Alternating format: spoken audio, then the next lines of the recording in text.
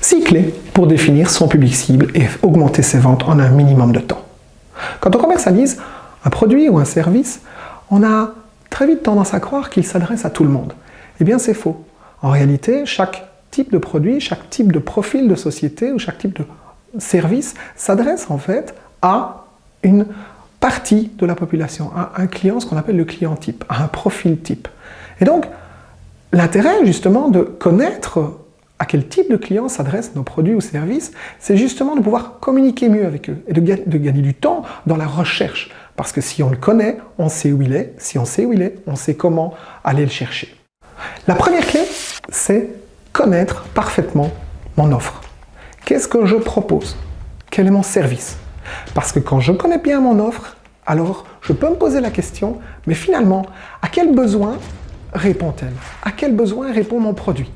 En connaissant le produit, en connaissant le besoin du client, alors je peux lui proposer de manière beaucoup plus simplifiée. Quel type de client? Ce sont des sociétés? Je travaille avec des particuliers, des indépendants? Si ça s'adresse aux particuliers, est-ce que ce sont des enfants? Est-ce que c'est un homme, une femme? Peut-être un couple? L'âge de la personne?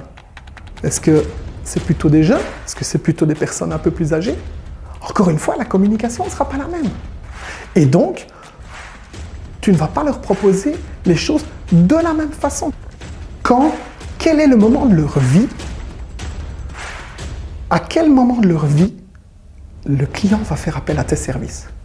Est-ce que c'est du one-shot, une fois, et puis on ne te revoit plus? Est-ce que c'est plutôt récurrent? Est-ce que c'est même quotidien? Il ne sert à rien de dépenser son énergie à convaincre un client qui de toute façon est intéressé par un prix, qui n'est pas celui que tu affiches.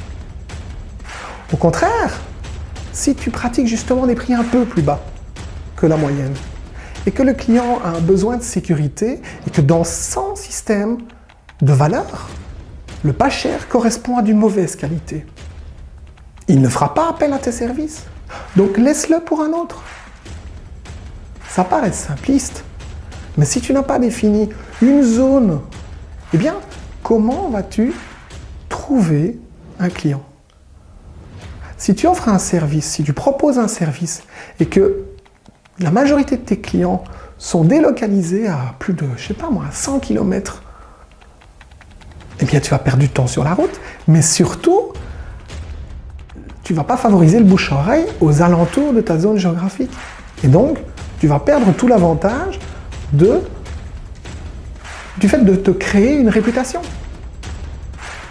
Tant que tu n'as pas épuisé le potentiel client dans ta zone géographique, celle que tu vises, celle qui est près de chez toi, près du siège de ta société, eh bien, n'essaie pas d'aller plus loin, en fonction de tes produits, bien sûr. Donc, restriction sur la zone géographique, ça va te faire gagner du temps et ça va te faire gagner de l'argent. Et ça va faire augmenter ta réputation au niveau de la région. Merci. À toi de passer à l'action maintenant.